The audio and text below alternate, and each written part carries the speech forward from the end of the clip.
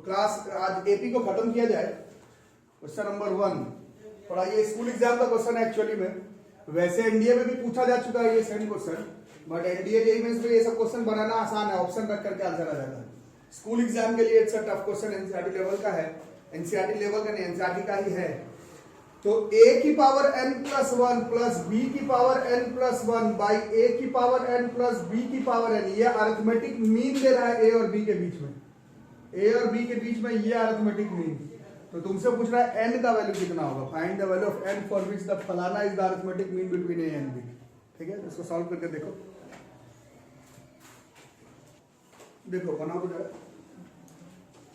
बढ़िया क्वेश्चन। बोलोगे स्कूल के लिए क्यों, जेईई नीट के लिए, जेईई इंडिया के लिए क्यों नहीं, क्योंकि जो ऑप्शन आएगा सीधा तुम इसको पुट करके बता दोगे कि किससे पुट करने पर आंसर आएगा, तो इसलिए ये मेंस एनडीए का क्वेश्चन ही नहीं हुआ, स्कूल एग्जाम का क्वेश्चन है। ए और बी के बीच में अरिथमेटिक मीन होता क्या है, तो हमें मालूम है ए और बी के बीच में अरिथमेटिक मीन होता है a plus B by 2, but इस क्वेश्चन में ये दिया हुआ अरिथमेटिक मीन, क्वेश्चन में क्या रहा, मेरा स्टेटमेंट नहीं है, क्या रहा समझ में ना। हमें मालूम है ए और बी के बीच में अरिथमेटिक मीन होता है a प्लस बी बाई 2, और क्वेश्चन में दे रहा है a का power n plus 1 plus b का power n plus 1 by a का पावर n प्लस b का पावर n, ये अरिथमेटिक मीन दिया स्कूल एग्जाम क्वेश्चन। इसको सॉल्व करो, मल्टीप्लाई करना पड़ेगा, करो a की power n plus 1 plus a b का power n plus b a का पावर n प्लस b की पावर n प्लस 1। बोलो कोई डाउट इसमें, क्रॉस मल्टीप्लाई किए, इसको इससे, इसको इससे, इसको इससे, इसको इससे,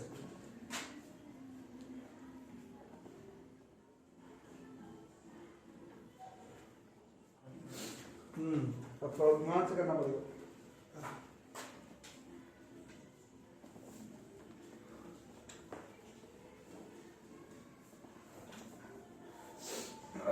ए प्लस बी बाई 2, ठीक है। तो फिर क्या क्या करें, देखो 2a का पावर n प्लस 1 है, वैसे एक a का पावर n प्लस 1 गया, कितना बचा, a का पावर n प्लस 1 है ना, और इन दोनों का हो गया। अब इधर का थोड़ा मैनेज कर लेते, इसको इधर ले आते हैं, b का पावर n प्लस 1 में से 2b का पावर n प्लस 1, ये माइनस में आ गया, माइनस b का पावर n प्लस 1 है ना, और a का पावर n वाला बचा हुआ है।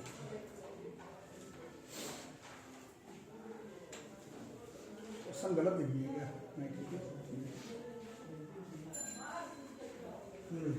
इधर b का पावर n वाला कौन बाकी है,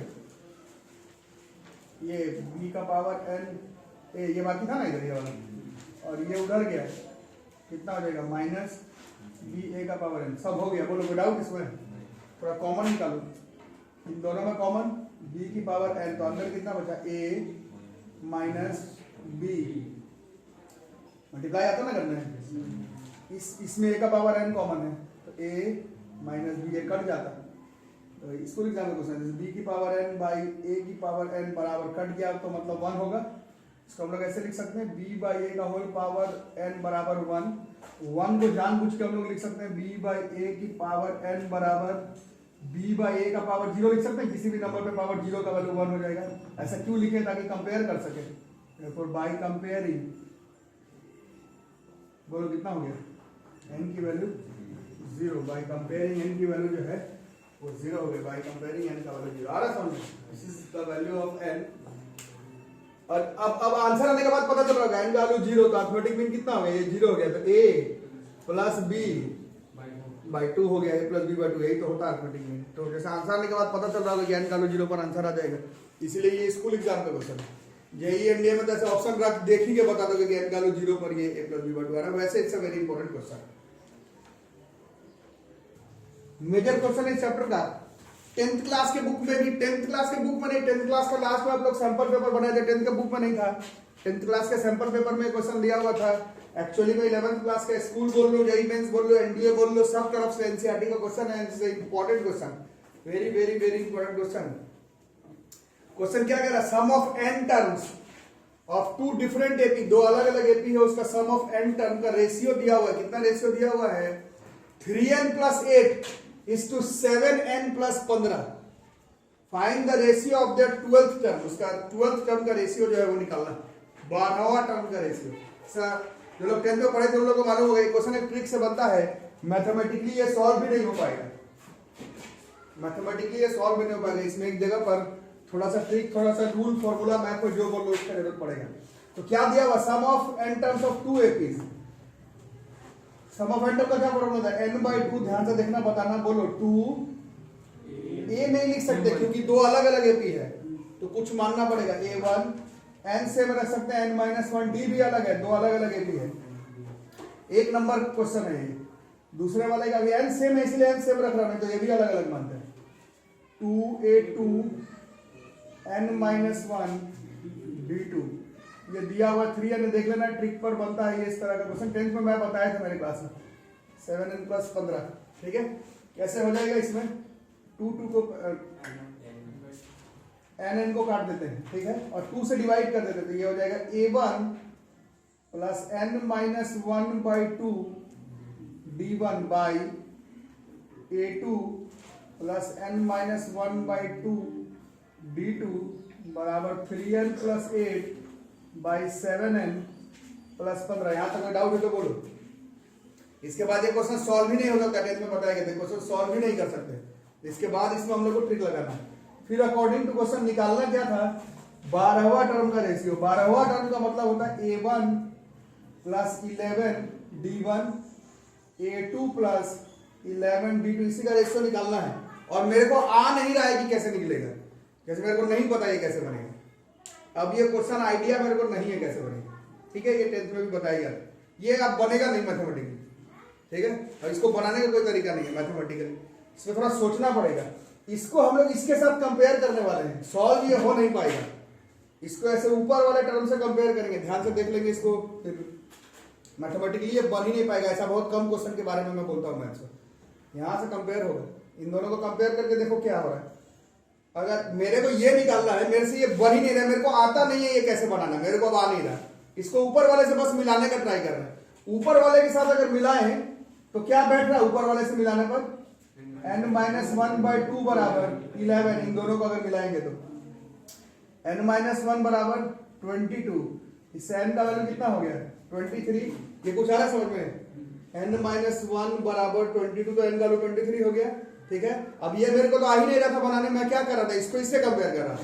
तो इसको इससे कंपेयर करने पर n का वैल्यू 23 अगर रख दें यहाँ पर, 3 × 23 + 8 बाई 7 × 23 + 15 हो सकता है इस पे 77 बाई 176। 23 × 7 कितना होता है 161 ना, प्लस 15 176, और ये 11 के टेबल में कट रहा है 7 बार में और 16 बार में, यही इस क्वेश्चन का आंसर हो जाएगा। मेरे को ये निकालना था, मेरे को ये नहीं मालूम चल रहा था, मेरे को ये आ ही नहीं रहा था कैसे सॉल्व करना है। इसको इससे कंपेयर किए, जब इसी से कंपेयर कर रहे हैं तो जो इसका n का वैल्यू है उसको पुट कर दिए, जब इसको इसी से कंपेयर कर रहे हैं तो ये आंसर तो इसका आ रहा है, बट इसको मैंने इससे के साथ कंपेयर किया था तो ये इस क्वेश्चन का भी आंसर हो जाएगा। आंसर 7/16 10th क्लास में भी दिया होता है, चैंपियन क्वेश्चन है, एकदम आना है ये एग्जाम में, लड़ना है ये परीक्षा में, जो भी परीक्षा आप जानते हैं, ठीक है, इसको नोट करो। अगला देखो, सेम एक खुद से बना के देखो, the sum of n terms of 2 APs are in the ratio of 7n + 2 is to n + 4.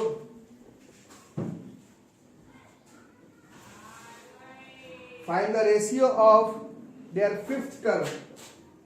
Find the ratio of their fifth term. हो जाएगा 7n + 2 is to n + 4. Find the ratio of their fifth term. बना करके देखो, कर ही लिए होगे पिछले question जैसा। फिफ्थ टर्म का रेशियो निकालना था, a1 + 4 d1, इन दोनों को कंपेयर करोगे, n-1/2 बराबर 4, n की वैल्यू 9 और n की वैल्यू इसको पुट कर दोगे, 7 × 9 63 + 2 65 बाई 13, जैसे 5 रेशियो वाला आ रहा ना, ठीक है, ठीक है बनाओ।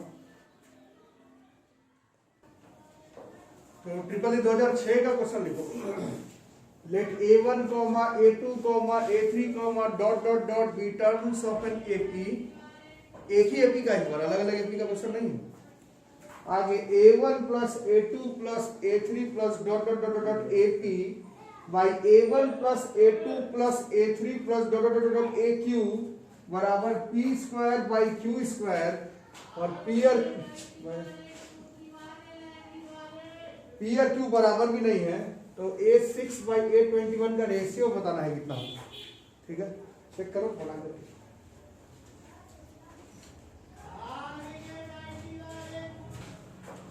इस बार कैसे बनाया जाए? 11/41। ठीक है, जैसे एक ही एपी का है, सम ऑफ पी टर्म्स का क्या फॉर्मूला होता है? P by 2 A1 plus N minus 1, N तो P ही है ना, और D सेम होगा, एक ही एपी का है, by Q by 2 A1 plus Q minus 1 D बराबर P square upon Q square. P से P, Q से Q, 2 से 2 कट जाता नहीं, तो इससे फिर क्या हो जाता फिर 2A1 plus P minus 1 D बराबर P है और 2A1 plus Q minus 1 D बराबर भी P बाई Q है। ठीक है, अब इसको रखेंगे यहीं पर। अब निकालना क्या है? रेशियो निकालना छठा टर्म का। अच्छा, इसको 2 से डिवाइड कर दो, जैसे पिछला क्वेश्चन में किया था, जैसे 2 से नहीं काटना तो मत काटो, अच्छा बताया था ना, 2 से मत काटो, साथ में लिख दो, कितना हो जाएगा? A1 plus P minus 1 by 2 D by, बोलो, A1 plus Q minus 1 by 2D बराबर P बाई Q। इसको मान लो क्वेश्चन नंबर 2। इसके बाद निकालना क्या है वो, चलो छठा टर्म निकालना। छठा टर्म क्या होता है? A1 प्लस 5D और 21वां टर्म क्या होता है? A1 plus 20D। अब ये बनाना मेरे को आ नहीं रहा है, अब आ ही नहीं रहा बनाने, क्या करें? इसको इससे कंपेयर कर लेते हैं। कंपेयर करने पर क्या पता चलेगा? कंपेयर करने पर पता चलेगा P माइनस 1 बाई 2 बराबर 5, कंपेयर करने में P माइनस 1 बराबर 10, P का वैल्यू 11, और नीचे वाले को कंपेयर करें तो Q माइनस 1 बाई 2 बराबर 20, Q बराबर 40 प्लस 1 41, PQ। हमें तो ये बनाना था, ये मेरे से हो ही नहीं रहा था, हम तो इससे कंपेयर करके बना रहे हैं, और इसका आंसर P बाई Q था, तो वो 11 बाई 41 इस क्वेश्चन का आंसर जो है वो हो जाएगा। ये इस क्वेश्चन का answer.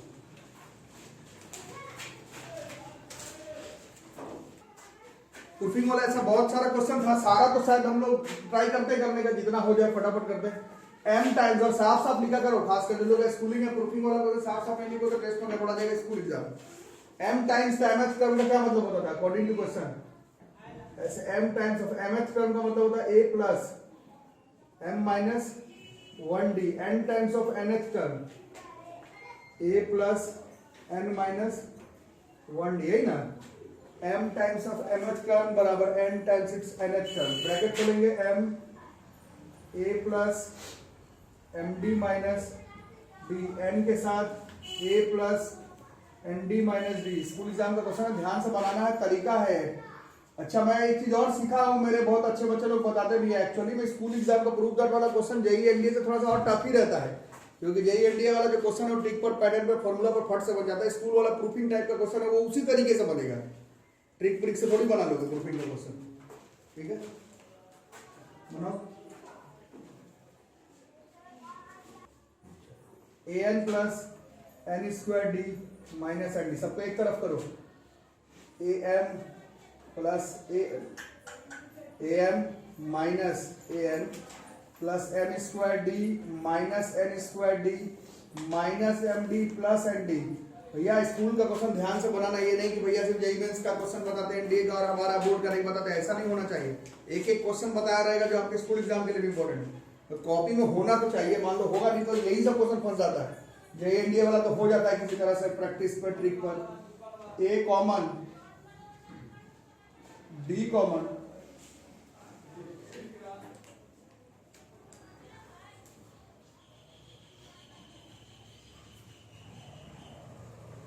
A square minus b square is m plus n, m minus n minus common m minus n. आ रहा बच्चों ना, अब आप लोग बच्चे नहीं, अभी सब आना चाहिए। अब डी, और इन दोनों में M minus N common, D तो पहले से बाहर है, और m माइनस एन को भी बाहर निकाला। अब बताओ क्या बचा इसमें, m plus N minus one होगा ना। अब इन दोनों में कौन कॉमन, m माइनस एन, तो अंदर क्या बचा, a plus m plus n minus one d, आ रहा समझ में, इज इक्वल टू 0। इसको रखेंगे हाथ में, इसको नहीं एक्चुअली में।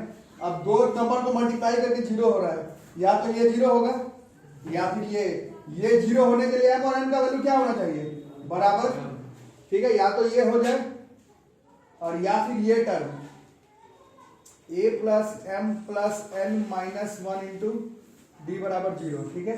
इससे जब हम लोग मैनेज करेंगे यहाँ पर m plus nth term, m plus nth term का क्या फॉर्मूला होगा, a plus m plus n minus one into D, पूरे का वैल्यू 0 सेटअप हो सकता है, तो पूरे का वैल्यू जो है वो 0 आ जाएगा। तो स्कूल एग्जाम का क्वेश्चन है। अच्छा जेई में इसका इस्तेमाल हम लोग पहले दूसरे क्वेश्चन में ही कर लिए थे। कॉपी में आपका है 50 times it's 50th term, copy में बनाए थे, बराबर 100 times it's 100th term, find its 150th term किए थे कॉपी में, 0 उसका आंसर था, है ना, जेई का क्वेश्चन था। तो ऐसा ही है, ये तो स्कूल का क्वेश्चन है, बट इसी का एप्लीकेशन सीधा जेई के क्वेश्चन में भी है। 50 टाइम्स ऑफ 50वां टर्म बराबर 600 टाइम्स ऑफ 600वां टर्म रहेगा, 650वां टर्म पूछेगा, सीधा 0 हो जाएगा उसका, है ना। प्रूफिंग तो अपनी जगह पर है, बट पैटर्न को देखेंगे, m टाइम्स ऑफ mth बराबर n टाइम्स ऑफ nth, तो उसका n m plus nth term solve करने का जरूरत नहीं, हमेशा 0 होगा, ठीक है। बड़ा इंपॉर्टेंट प्रूफ दैट है ऐसा। यही एक टाइप का क्वेश्चन बच गया एपी में। एक एपी देख रहे हो, 2 5 8 11 14 17 ऐसे चलता 60 टर्म तक, 50 टर्म तक चलते रहना। और एक चल रहा 3 5 7 9 11 13, ये कहां तक चल रहा है, 60वां टर्म तक। बीच बीच में कुछ टर्म्स क्या है, बीच बीच में कुछ टर्म जो है बॉस वो आइडेंटिकल आएगा, समझ आ रहा है कैसे पता चलेगा। जैसे 2 5 8, अगला वाला क्या आता है, 11 आता है, इसमें भी 3 5 7 9, एक टर्म 11 आ रहा है। ऐसे कुछ टर्म्स इन दोनों एपी में क्या आ रहा है, आइडेंटिकल। कितना टर्म आइडेंटिकल आएगा ये पूछा जा रहा है। ये भी एक पैटर्न ऑफ क्वेश्चन है जो कि जेई में एनडीए में रिपीट हो सकता है। क्वेश्चन आ रहा है समझ में, स्कूल एग्जाम में भी आ सकता है। तो पहले हम लोग आइडेंटिकल है, तो पहले इसका हम लोग जनरल टर्म लिखते हैं। इसका जनरल टर्म क्या होगा, a plus m minus one d, a कितना है इसका 2 प्लस डी के जगह पर 3, कितना हो गया ये 2 प्लस 3m माइनस, कुछ गलत लिख दिया क्या, ये 2 ही है ना, तो 3m माइनस 1 हो गया, ठीक है। 3m माइनस 1, ये इसका mth टर्म है। और इसका भी निकालते हैं, इसका कुछ नाम अलग नाम मान के, term a plus n minus 1 D. a कितना है इसका, मैंने ऐसे लिख देते हैं, a कौन है इसका, d कौन है इसका, 3 प्लस 2n माइनस, ये कितना होगा 2n प्लस 1, ठीक है। और आइडेंटिकल है मतलब इसका टर्म और इसका टर्म दोनों को क्या करना है, आइडेंटिकल का मतलब क्या होता है, दोनों को क्या करना है, आइडेंटिकल है मतलब दोनों को क्या करना, बोलो, मतलब इक्वल होना चाहिए। आइडेंटिकल का मतलब ये कि दोनों का मतलब ये टर्म जो लिखे हो और ये टर्म लिखे हो, जहां इक्वल होगा वहां से तुमको आंसर निकालना है। तुम्हें पूछा आइडेंटिकल कौन कौन सा होगा, हर बार इक्वल नहीं होगा, जहां इक्वल होगा वहां पर जो पैटर्न बनेगा उसको पकड़ने का ट्राई करेंगे। जहां पर ये दोनों टर्म इक्वल होगा वहां पर 3m माइनस 1 बराबर 2n प्लस 1, और यू कैन से 3m बराबर 2n प्लस 2, ऐसे लिख सकते हैं, ठीक है। इसको और कैसे लिख सकते हैं, इसको और तो लिख सकते हैं 3m इज इक्वल टू, इसमें 2 कॉमन ले लेते हैं, n प्लस 1, और इसको हम लोग लिख सकते हैं m बाई 2 बराबर n प्लस 1 में भी छापना मत, ये सब पैटर्न पर है। AP is about sequence, AP GP sequence follow होगा, बाइनोमियल थ्योरम सीक्वेंस फॉर्मूला तो अपने जगह पर है, बट सीक्वेंस गड़बड़ाएगा तो पूरा आंसर गड़बड़ाएगा। तो ये दोनों बराबर हो तब मेरा भी बात बने, तो बराबर तो किसी का बराबर होगा ना, ये m by 2 n plus 1 by 3 किसी के तो बराबर होगा, 10 5 12 15 17, मेरे को पता नहीं किसके बराबर होगा, ऐसे मान के चलते k के बराबर होगा, ठीक है। तो इससे m बराबर कितना हो गया, इससे m बराबर हो रहा है 2k, n बराबर 3k माइनस 1, ठीक है। यहाँ तक ओके हो गई बात, ठीक। अब हमारा m क्या था, टर्म था, है ना, m क्या था, टर्म था, हाँ m क्या था, टर्म था। ये देखो कहां तक जाना है, ये टर्म तो किसी भी कीमत पे ये जो m निकाले हो 2k, इसका वैल्यू अगर सारा टर्म ही आइडेंटिकल हो, ऐसा तो हो नहीं सकता वैसे, अगर होता तो 50 या फिर ये जो टर्म है वो 50 से तो कम ही आएगा आइडेंटिकल। सबको समझ में आ रहा है क्या होगा? इस एपी में 50 टर्म है, तो जो आइडेंटिकल टर्म है वो 50 टर्म, 60 टर्म तो आइडेंटिकल नहीं आ जाएगा। हो सकता है 50 आइडेंटिकल हो, नहीं तो 4 टर्म 7 टर्म, मेरे को क्या पता कितना टर्म, ये 2 के 50 या उससे कम होगा। उसी तरह से इधर से अगर चले, ये जो 3k - 1 है, टोटल टर्म ही 60 है, ये 60 या उससे कम ही होगा। ठीक है, तो उससे k की वैल्यू 25 से कम, यहां से 3k 61 से कम। ठीक है, इसमें थोड़ा सा इनइक्वालिटीज का रूल जरूरत पड़ेगा। अब आप लोग बोलेंगे कि हम लोग लीनियर इनइक्वालिटी अभी पढ़े नहीं है, बट बेसिक है, इतना तो बिना पढ़े वो भी कर सकते हैं। इतना हल्का फुल्का प्लस माइनस इतना तो कर ही सकते हैं। 61/3 हो रहा है, 61/3 का मतलब क्या होता है? 20.33 है ना। तो k का वैल्यू 25 या फिर 25 से कम, 20 या फिर 20 से भी कम, तो ओवरऑल किससे कम हुआ? 20 या 20 से कम या बराबर, बराबर भी घुस रहा है। ठीक है, तो ये k का वैल्यू जो है वो 20 या फिर 20 से भी कम आएगा। अगर बराबर लेकर के चलते हैं, k की वैल्यू 20, ठीक है, क्योंकि मेरे को बराबर वाला ही चाहिए था, एक्चुअली में मेरे को बराबर वाला ही चाहिए था। तो 20 टर्म ऐसा हो सकता था इस एपी में जो कि आइडेंटिकल होता, 20 टर्म ऐसा होता इस एपी में जो कि आइडेंटिकल होता। गिन के भी कर सकते हैं, बट गिन करके तो छोटा सा एपी है तो कर सकते हो। ये 2 करोड़ तक ज्यादा होता, -17.5 तक ज्यादा, तो गिन के तो नहीं करते। ये तरीका है कर लेने का, आइडेंटिकल टर्म इस तरह से निकालने का। दोनों पर पहले मिनिमम तक देख लेना, फिर इज इक्वल टू का साइन जिस मिनिमम में बैठ रहा होगा कॉमन सेंस के हिसाब से उसको सेट कर देना। 20 टर्म इस क्वेश्चन के हिसाब से आइडेंटिकल आएगा। समझ गए? कोई डाउट? बना के देखो। तो अगला ऐसा एक खुद बना के देखो। ये जेईई मेंस 2020 में इस बार आया भी है, जेईई मेंस 2020 का क्वेश्चन है, तो हर नया तरह का क्वेश्चन, ये पहले कभी नहीं आया था पर इस बार आ गया है, तो आपके लिए इंपॉर्टेंट ही है। इवेंट 2020 और आरडी शर्मा का छापा हुआ एग्जाम्पल है, तो ऐसा भी हो जाता है। हम लोग बाइनोमियल थ्योरम में भी देखे थे, सेट चैप्टर में भी देखे थे, कुछ क्वेश्चन आरएस आरडी केसीसी ने एनसीईआरटी से डायरेक्ट भी छपता है। Find the number of terms common, find the number of terms common, find the number of terms common to 2 APs. अभी मैं सीधा किताब से लिख रहा हूं, इसलिए मेरे पास ऑप्शन नहीं है, क्योंकि मैं सीधा बुक से लिख रहा हूं।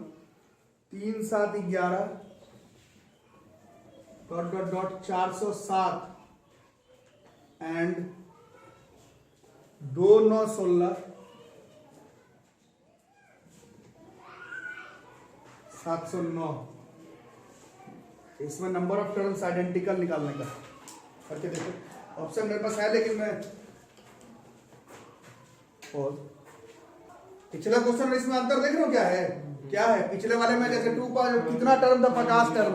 दूसरे में कितना टर्म था? 60 टर्म दिया। तो इसमें पहले टर्म नहीं दिया हुआ, तो पहले दोनों में टोटल टर्म कितना पहले वो तो निकालेंगे, उसके बाद ही कुछ उपचार करेंगे। चलो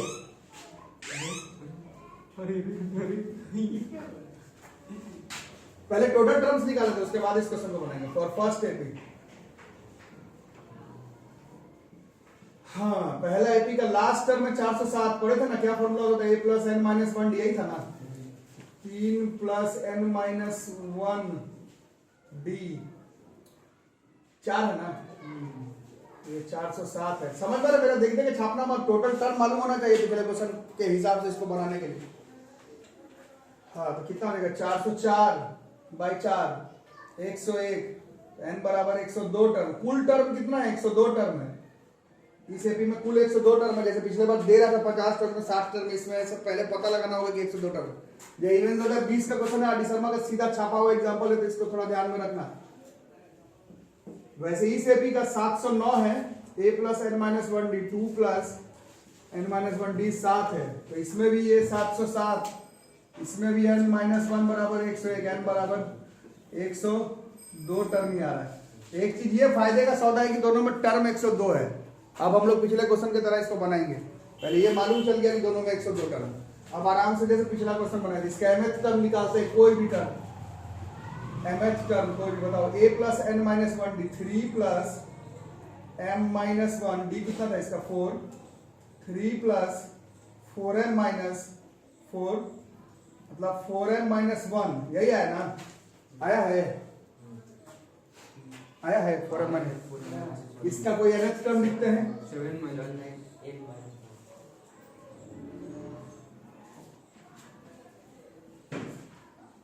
ये तो 2 था ना, अब 2 प्लस